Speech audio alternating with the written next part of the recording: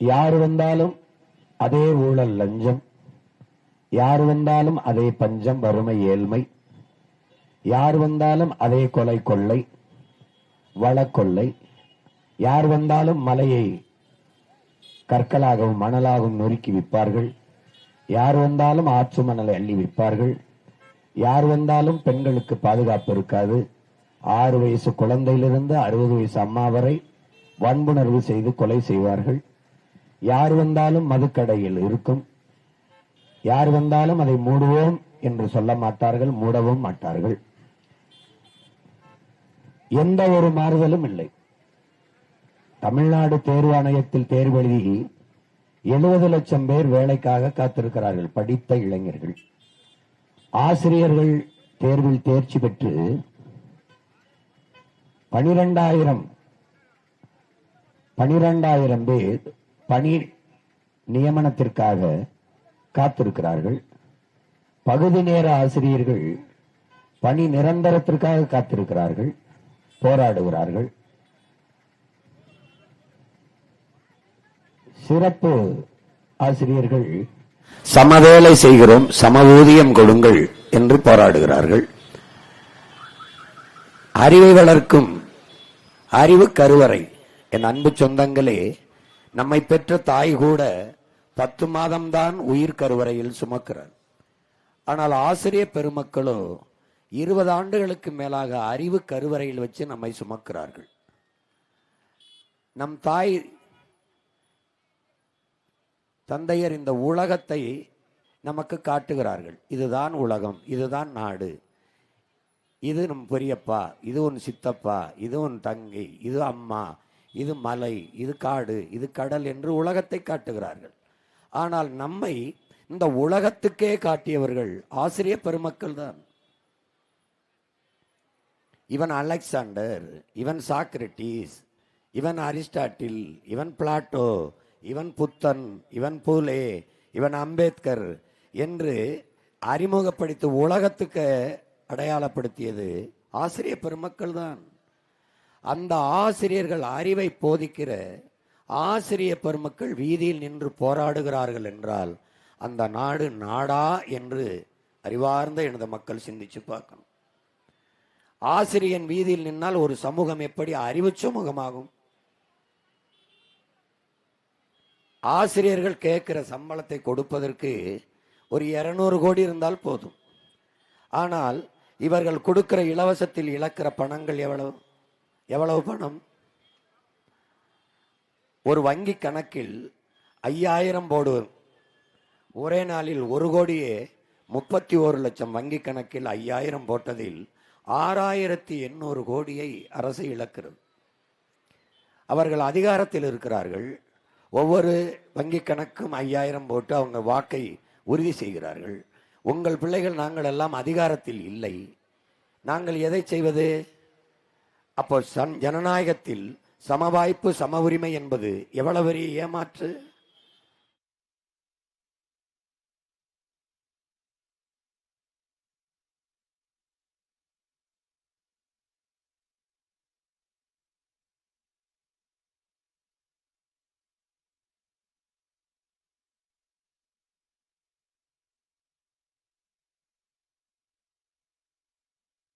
உலகத்திற்கு உணவளிக்கிற உழவர் குடிமகன் தான் விளைய வச்ச நெல்லை தானியங்களை கொள்முதல் செய்து சேமிப்பு கிடங்கில் வையுங்கள் என்று போராடுகிறான். ஆனால் வீதியில் போட்டு இந்த அரசு முளைக்க வைத்து நாசமாக்குறது, உழவனின் உழைப்பை உதாசீனப்படுத்துறது. உழவர் குடிமக்கள், வேளாண் குடிமக்கள் போராடுகிறார்கள். மருத்துவர்கள், உயிர்காக்கும் மருத்துவர்கள், கொரோனா நோய் தொற்று வந்தபோது என் அன்பு சொந்தங்களே, எந்த ஒரு கொரோனா நோயாளியையும் தனியார்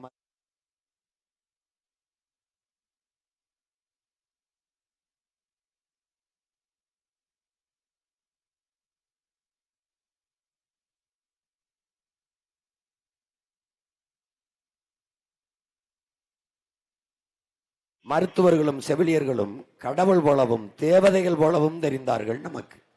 இன்று அவர்கள் தேவையில்லாதவர்களாக தெரிகிறார்கள். அந்த உயிரை காக்கும் மருத்துவர்கள் வீதியில் நின்று போராடுகிறார்கள், செவிலியர்கள் போராடுகிறார்கள், மாணவர்கள் போராடுகிறார்கள், மீனவர்கள் போராடுகிறார்கள், போக்குவரத்து தொழிலாளர்கள் போராடுகிறார்கள், துப்புரவு பணியாளர்கள்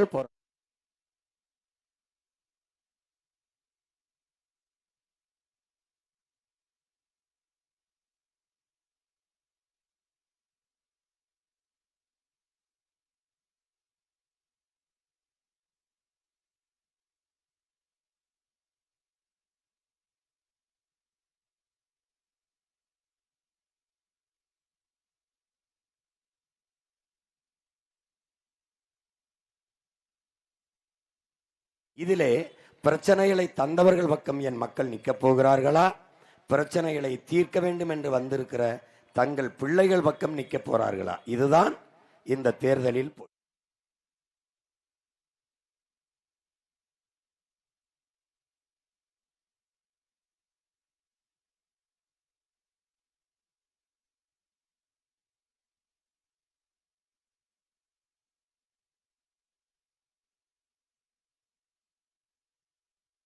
நேர்மையாளன் எதற்கு காசு கொடுக்க வேண்டும்?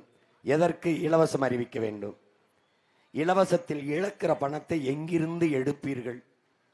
அது திரும்ப என் மக்களிடம்தான் எடுக்க வேண்டும். எதுல? மிக அத்தியாவசியமான பொருள்களில் வரியை உயர்த்தி, கட்டணத்தை உயர்த்தி எடுப்பீர்கள். இல்லை, கடனை வாங்குவீர்கள். கடன் எதை காட்டி வாங்குவீர்கள்? என் மக்களின் நலத்தை, என் மண்ணின் வளத்தை. நான் எங்க அப்பன் வீட்டை அடமாய் வைத்து கடன் பெறுவது போல நீங்கள் என் நாட்டை அடமான வைத்து கடன் பெறுகிறீர்கள். எப்படி? கடன் பெற்ற ஒரு வீடு நிம்மதியாக வாழ முடியுமா? அதுபோல கடன் பெற்ற ஒரு நாடு நிம்மதியாக வாழ முடியுமா என்று அறிவார்ந்த எனது சொந்தங்கள், படித்து கொண்டிருக்கிற என் தம்பி தங்கைகள், பேரன்பு மிக்க என் பெற்றோர்கள் சிந்திச்சு பார்க்கணும்.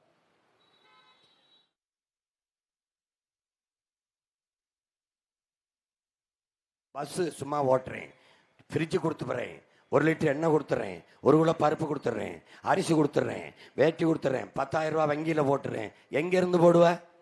உன் பரம்பரை சொத்தை வித்துட்டு போடுவியா? இல்லை எங்கள் ஆத்தாப்பன் கட்டுற வரி எதுலேருந்து எடுப்ப? எதுலேருந்து எடுப்ப சொல்லு? கடனை வாங்குவ. 10.5 லட்சம் கோடி கடன், 1 லட்சம் கோடி வட்டி. நாட்டின் பட்ஜெட் எவ்வளவு? 3 லட்சம் கோடி.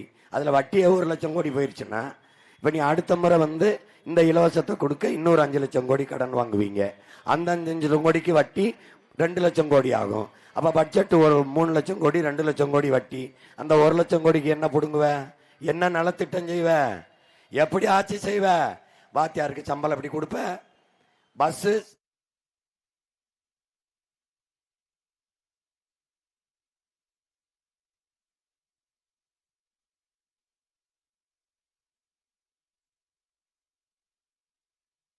பார்க்கணும். ஒரு தலைவன் செய்கிற ஆட்சியா இது? ஒரு நாட்டில் ஒரு தலைவனின் ஆட்சி என்பது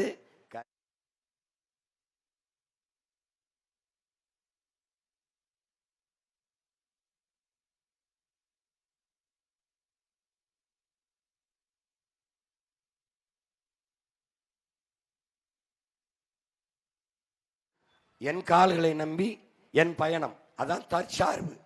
அப்படி ஒரு வாழ்க்கையை தன்மானத்தோடு தலை நிமிர்ந்து வாழ்கிற, எவரிடத்திலும் எதற்காகவும் கையேந்தாத ஒரு நிலையில் தன் நாட்டு குடிகளை வைப்பதுதான் சிறந்த ஆட்சி. அந்த ஆட்சியாளன் தான் சிறந்த தலைவன். அப்படி இருக்கா? அப்படி இருக்கா? அப்படி இருக்கா? ஒரு அடிப்படை தேவைதான். எது? மின்விசிறி, குளிர்சாதன பெட்டி, மடிக்கணினி, மிதிவண்டி, அரிசி பருப்பு, வேட்டி சேலை, இதெல்லாம் ஒரு குடும்ப தலைவன் தன் உழைப்பிலேயே நிறைவேற்றிக் கொள்ளக்கூடிய ஒன்றுதான். நிறைவேற்றிக் கொள்ள முடியாதது எது? எனக்கு நானே பள்ளிக்கூடம் கட்டி படிக்க முடியாது. எனக்கு நானே மருத்துவமனை கட்டி படுத்து வைத்தியம் செஞ்சுக்கிற முடியாது. எனக்கு நானே மின்சாரத்தை உற்பத்தி பண்ணிக்கிற முடியாது. இதுக்கு ஒரு பொது அமைப்பு தேவைப்படுது. அதுக்கு நாங்கள்லாம் வாக்கு செலுத்தி, வரியை செலுத்தி அரசுன்னு ஒன்றை நிறுவுறோம். அது ஏழை பணக்காரன், உயர்ந்தவன் தாழ்ந்தவன் பாகுபாடு இல்லாமல் எல்லாருக்கும் சரியாக சமமாக பிரித்து கொடுக்கணும். அதுக்கு தான் பொது அமைப்பு உருவாக்கி அதுக்கு பேர் அரசுன்னு வைக்கிறோம். வாக்குன்னு செலுத்திடுறோம், அதுக்கு வரியும் கொடுத்துட்றோம். கல்விக்கு கொடுத்துட்றோம், மருத்துவத்துக்கு கொடுத்துக்கிறோம், தண்ணிக்கு கொடுத்துட்றோம், மின்சாரத்துக்கு கொடுத்துட்றோம், எல்லாருக்கும் கொடுத்துட்றோம்.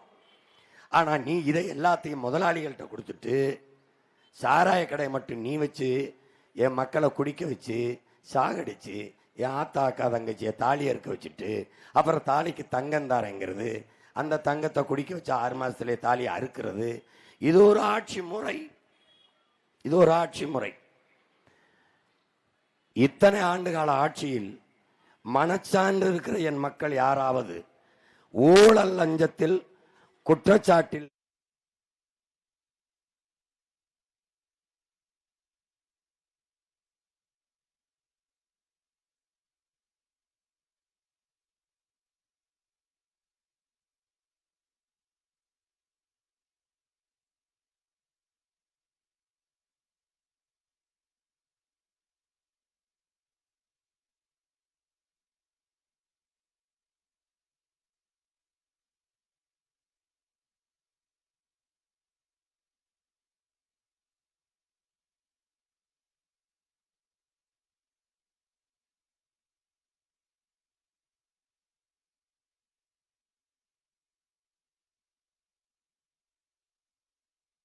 என்ன நேர்மை இருக்கும்? எதுக்கு நீ இலவசம் அனுபவிக்கிற?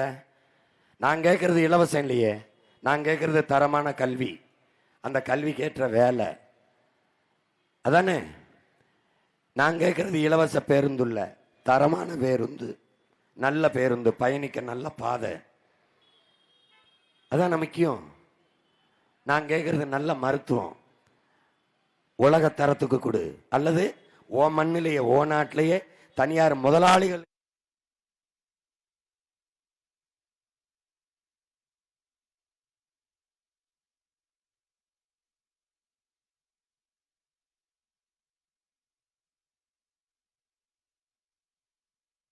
அரசு மருத்துவமனை தரமா இருந்தா காவேரி மருத்துவத்துக்கு வர நோயாளி எண்ணிக்கை குறைஞ்சிரும். அப்புறம் அரசு பள்ளிக்கூடம் கல்லூரி தரமா இருந்துச்சுன்னா தனியார் பள்ளி கல்லூரிக்கு வர மாணவர்களின் எண்ணிக்கை குறைஞ்சிரும். குறைஞ்சா என்ன, தனியார் கல்லூரி பள்ளி வைத்திருப்பதே ஆட்சியாளர்கள் தான். எப்படி? அறிவை வளர்க்கும் கல்வியும் உயிரை காக்கும் மருத்துவமும் உலக உயிர்களின் உயிர் தேவையாக இருக்கிற நீரும் ஒரு தொழிலாகி ஒரு விற்பனை பண்டமாகி லாபம் குளிக்கிற ஒன்றாக மாறிவிட்டதென்றால் இந்த நாடை நாடென்று சொல்லுகிறீர்களா, சுடுகாடு என்று சொல்லுகிறீர்களா? இதை எப்படி சகித்துக் கொள்வது என் அன்பு சொந்தங்கள்? இவ்வளவு கல்வியறிவு பெற்றிருக்கிறீர்கள், உலகத்தை உள்ளங்கையில் வைத்து பார்க்கிறீர்கள். தட்டினால் வளையொலியில் America, Australia, France, German, Malaysia, Singapore, இந்த நாடுகள் எல்லாம் எப்படி சாலை இருக்கிறது, இந்த நாடுகள் எல்லாம் எப்படி போக்குவரத்து இருக்கிறது, இந்த நாடுகள் எல்லாம் எப்படி பள்ளிக்கூடங்கள் இருக்கிறது, இந்த நாடுகள் எல்லாம் எப்படி மருத்துவமனை இருக்கிறது, எல்லாவற்றையும் பார்க்க முடியுமே. பார்த்துவிட்டு ஏன் அதுபோல இந்த நாட்டில் இல்லை என்ற கேள்வி உங்களுக்கு எழ வேண்டுமா? எழ வேண்டும்.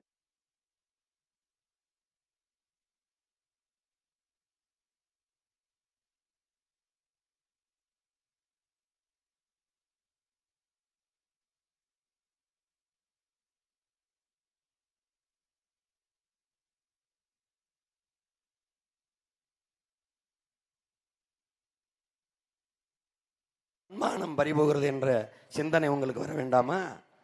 என்ன அரசு கொடுக்க? ஐயா எடப்பாடி அறிவிக்கிறார், ஐயா ஸ்டாலின் அறிவிக்கிறார்.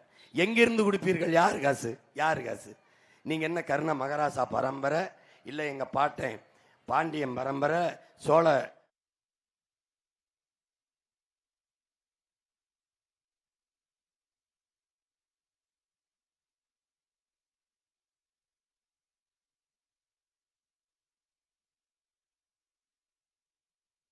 துடிக்க வேண்டாமா? அநீதியை சகித்து சகித்து பொறுத்து பொறுத்து அடிமை மனநிலை வந்து விட்டது நமக்கு. என்ன செய்யறது? இது யாரு ஊழல் எவன் செய்யல, லஞ்சம் எவன் வாங்கல, எங்க நடக்கல, அவன் கற்பழிச்சிட்டா எங்க நடக்கல கேட்டா பீகாரை விட இங்க குறைவா நடக்குது, அவங்க விட இங்க கொஞ்சமா நடக்குது. இதுவா பேச்சு? இதுவா ஒரு ஆட்சி? கல்வி எதற்கு பயன்படுத்த?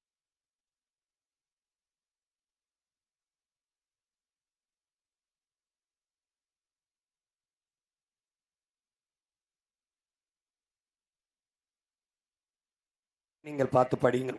ஒரு அறிவிப்பு சொல்லுங்க, ஒரு அறிவிப்பு ஒண்ணு. அப்ப மலையாளிகளுக்கு இருக்கிற அந்த விழிப்புணர்வு மான தமிழ் மக்கள் நமக்கு இருக்க வேண்டாமா? இருக்க வேண்டாமா? எப்படி?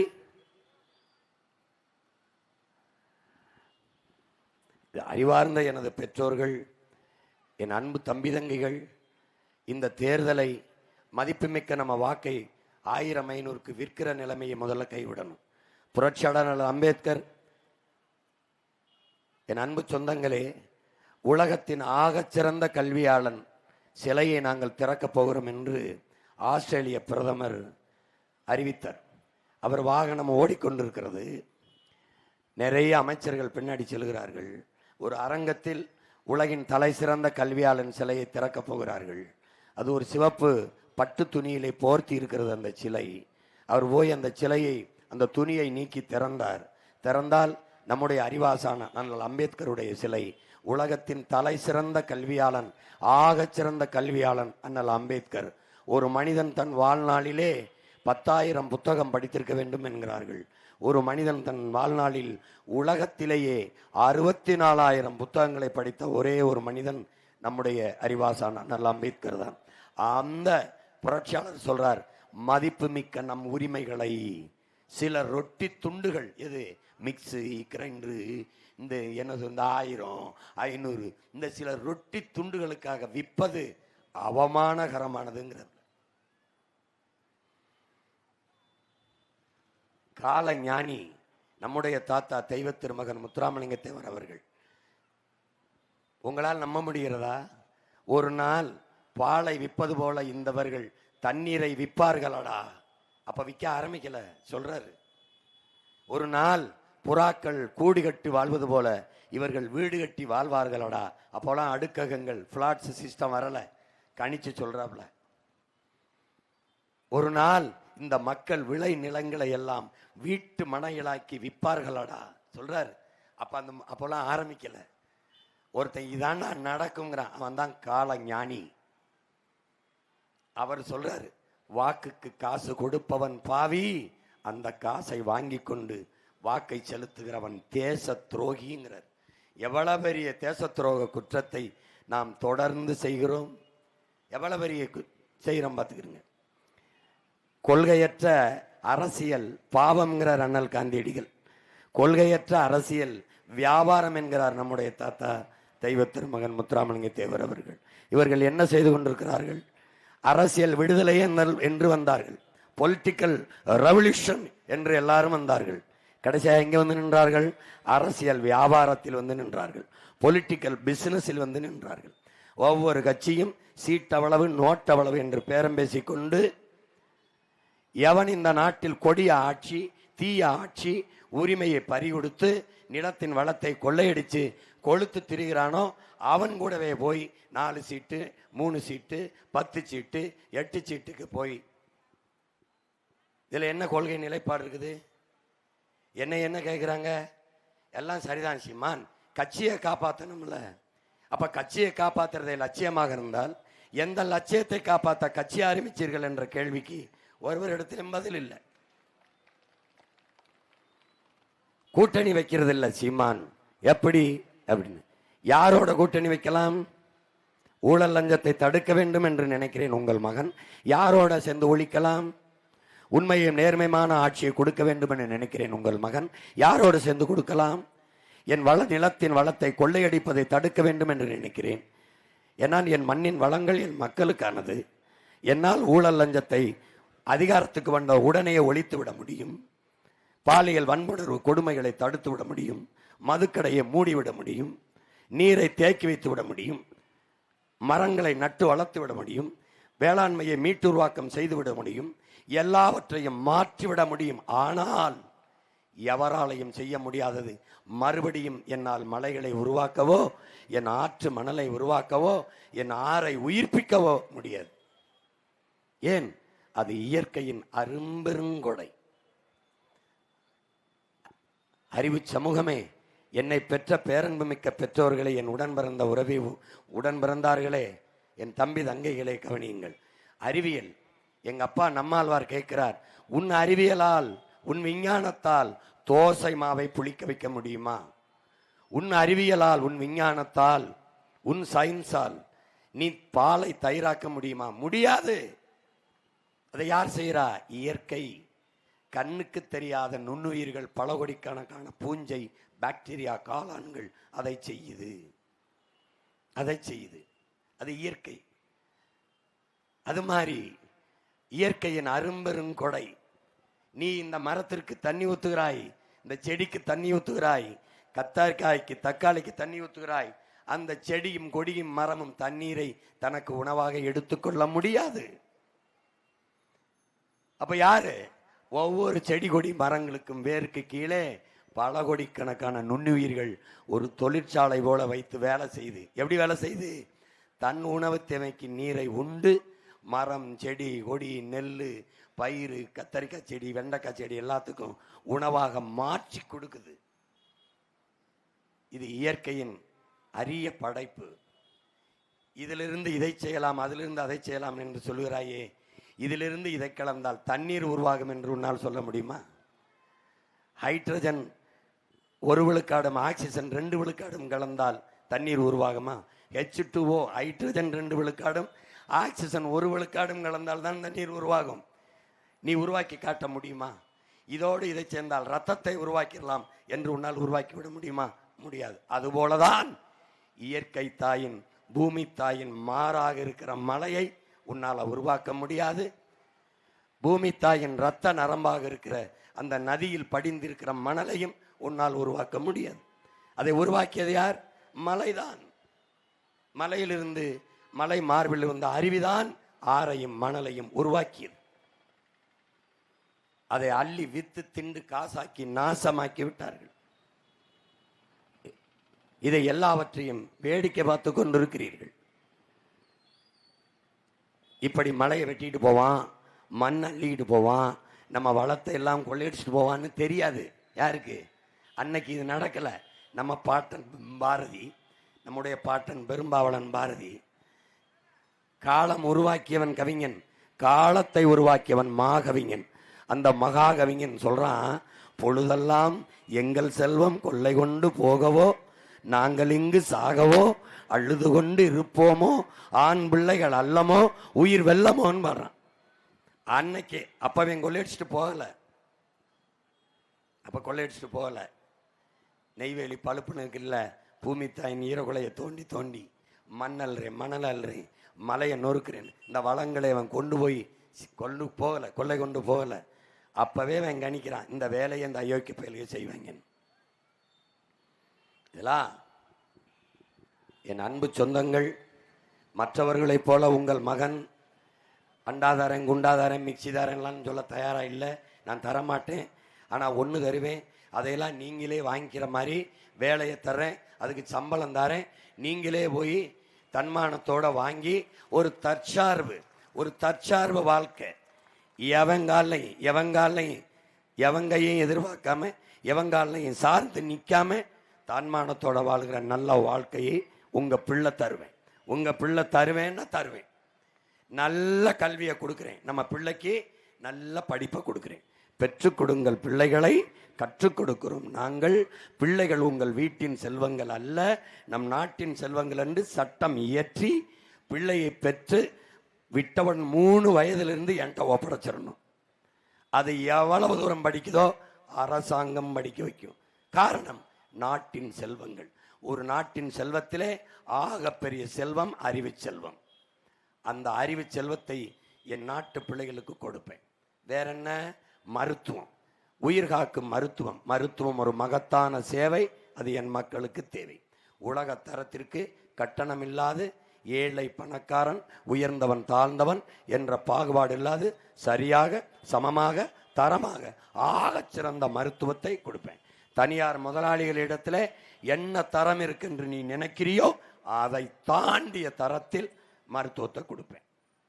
அறிவை வளர்க்கும் கல்வி, உயிரை காக்கும் மருத்துவம், உலக உயிர்களின் உயிர் தேவையாக, உயிர் பாலாக இருக்கிற தண்ணீரை ஒரு சொட்டு கூட நீ காசு கொடுத்து வாங்க வேண்டியதில்லை. தூய குடிநீரை ஒவ்வொரு வீட்டுக்கும் கொடுத்துருவேன். இது 3 மட்டும்தான் கட்டணம் இல்லாமல் உங்கள் மகன் தருவேன்.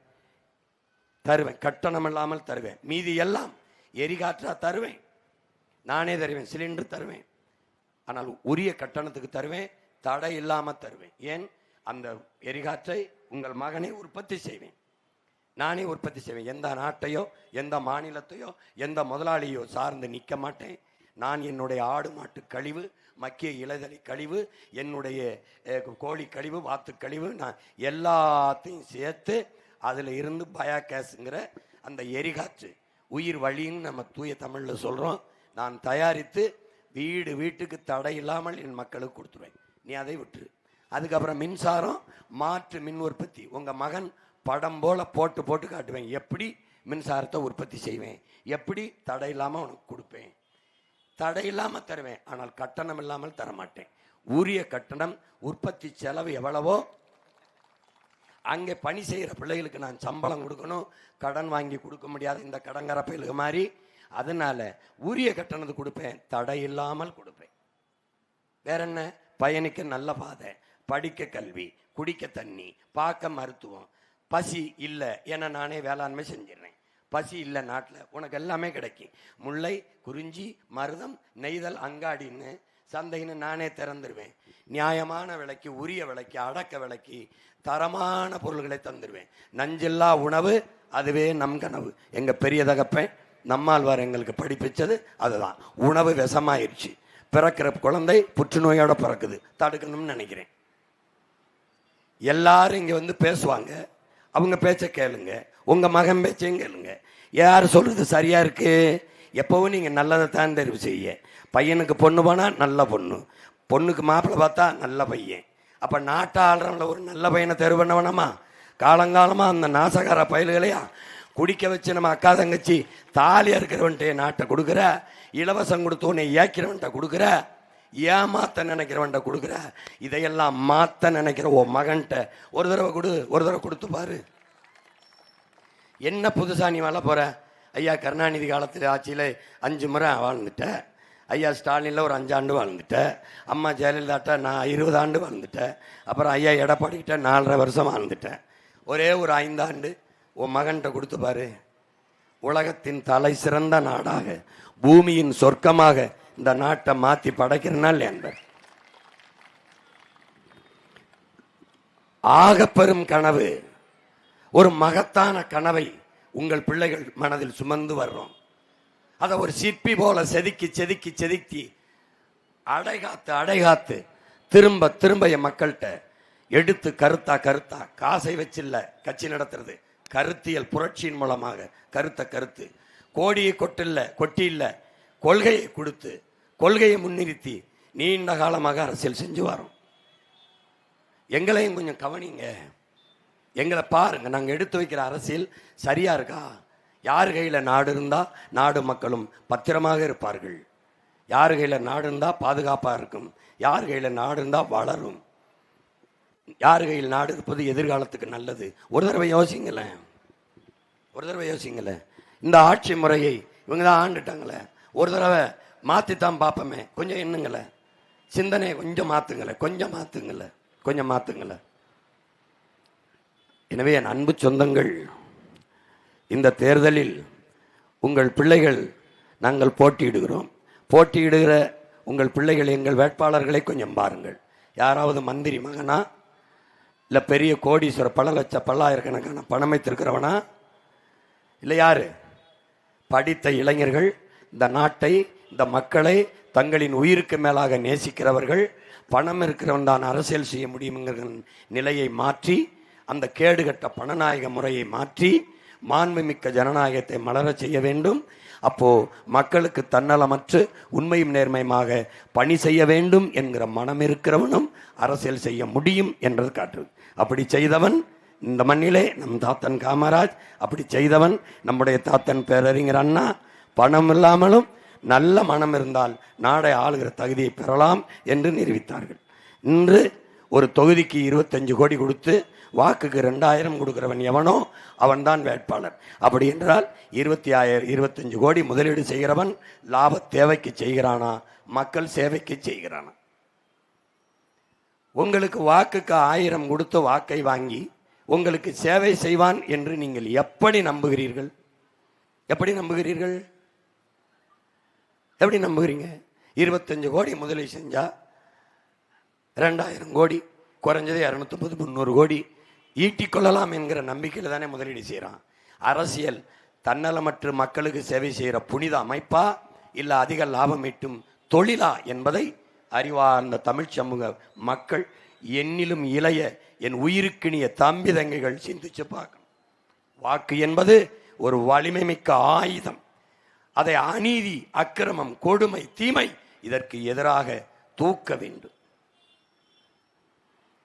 ஒற்றை வாக்கில் உலகம் திரும்பி பார்க்கிற மாறுதலை என்னால், உன்னால், நம்மால் ஏற்படுத்த முடியும் என்பதை என் அன்பு தம்பி தங்கைகள், அறிவார்ந்த எனது பெற்றோர்கள் புரிந்து கொள்ள வேண்டும். போடுகிற ஓட்டை எல்லாம் திருடனுக்கே தொடர்ந்து போட்டா நாட்டு நிலைமை என்ன ஆகும், நீயும் கொஞ்சம் எண்ணி பாரு. போடுகிற ஓட்டையெல்லாம் திருடனுக்கே தொடர்ந்து போட்டா நாட்டு நிலைமை என்ன ஆகும், நீயும் கொஞ்சம் எண்ணி பாரு. ஊழல் லஞ்சம் பெருத்து போச்சு, உண்மை நேர்மை செத்து போச்சு. மாண்பு மிக்க மக்கள் ஆட்சி மண்ணோடு மண்ணா போச்சு. ஊழல் லஞ்சம் பெருத்து போச்சு, உண்மை நேர்மை செத்து போச்சு. மாண்பு மிக்க மக்கள் ஆட்சி மண்ணோடு மண்ணா போச்சு. கேடு கெட்ட பண நாயகம் கேலி வன்னி சிரிக்குதம்மா. பொறுப்பது பாவம்தானே, சகிப்பது சாபம்தானே. நல்ல ஆட்சி மலர்வதற்கு என்ன வழி கூறம்மா. விவசாயி சின்னத்தில் ஓட்ட நீயும் போடம்மா. போடுகிற ஓட்டையெல்லாம் திருடனுக்கே தொடர்ந்து ஓட்டா நாட்டு நிலைமை என்ன ஆகும், நீயும் கொஞ்சம் எண்ணி பாரு. அறிவார்ந்த எனது பெற்றோர்கள், என் அன்பு தம்பி தங்கிகள், உங்களுடைய மதிப்புமிக்க வாக்கை எளிய பிள்ளைகள் எங்களுக்கு தந்து வரலாற்றில் ஒரு பெரிய மாற்றத்தை உண்டு செய்யுங்கள். திமுக வெல்வது, அதிமுக வெல்வது என்பது வழக்கமான ஒரு செய்தி, ஒரு நிகழ்வு. உங்கள் பிள்ளைகள் இந்த தேர்தலில் வெல்வது வரலாற்றில் மாபெரும் புரட்சி, சரித்திரத்தில் மிகப்பெரிய சாதனை. எனவே என் அன்பு சொந்தங்களே, உலகம் இந்த சங்கராபுரம் தொகுதியை திரும்பி பார்க்க வேண்டும் என்றால் என்னுடைய ஆருயிர் இளவல் அன்பு தம்பி ரமேஷ் பெருவழுதி அவர்கள் வென்றார்கள் என்ற செய்தியில் வாக்குக்கு 1 ரூபாய் காசு கொடுக்காமல், இலவச அறிவிப்பு இல்லாமல், எந்த பின்புலம் இல்லாமல் மக்களுக்கு சேவை செய்ய வேண்டும் என்கிற எண்ணத்தை மட்டும் கொண்டு நின்று இந்த பிள்ளைகள் வென்று விட்டார்கள் என்றால் தமிழர் நாட்டிலே எதற்கும் அடிபணியாமல், காசு பணத்திற்கு இலவசங்களுக்கு இல்லாமல் நல்ல அரசியல் மலர வேண்டும் என்று மக்கள் சிந்திக்க தொடங்கிவிட்டார்கள். மாற்றத்தை விரும்பிவிட்டார்கள். தமிழர்கள் மகத்தானவர்கள், மாண்புமிக்கவர்கள் என்ற இந்த நிலை, இந்த கருத்து உலகெங்கிலும் உருவாகிவிடும். எனவே என் அன்பு சொந்தங்களே, என் அருமை உடன் பிறந்தார்களே, இந்த தேர்தலில் உங்கள் பிள்ளைகள் எங்களுக்கு விவசாய சின்னத்தில் வாக்கு செலுத்துங்கள். சங்கராபுரம் தொகுதியிலே போட்டியிடுகிற என் அன்பு தம்பி ரமேஷ் பெருவழுதி அவர்களுக்கு வாக்கு செலுத்தி வெற்றி பெற செய்யுங்கள். எங்களின் வெற்றி உங்களின் வெற்றி, எங்களின் அதிகாரம் உங்களுக்கான அதிகாரம். ஏன், நாங்கள் உங்களிடமிருந்தே உங்களுக்காக வந்த பிள்ளைகள். அதனால்தான் யாரோடும் சேராமல் உங்களோடு சேர்ந்து உங்களை மட்டுமே நம்பி இந்த களத்திலே தொடர்ந்து தனித்து போட்டியிடுகிறோம் என்பதை என் அன்பு சொந்தங்கள் அறிந்து எங்களுக்கு உங்கள் வாக்கை தந்து வெற்றி பெற செய்யுங்கள். புரட்சி எப்போதும் வெல்லும். உங்கள் பிள்ளைகள் எங்களின் வெற்றி அதை சொல்லும். எங்கள் இலக்கு ஒன்றுதான், நம் இனத்தின் விடுதலை. இனம் ஒன்றாவோம், இலக்கை வென்றாவோம். தமிழ்தாய் வாழ்க, தலைவர் பிரபாகரன் வாழ்க. நாம் தமிழர்.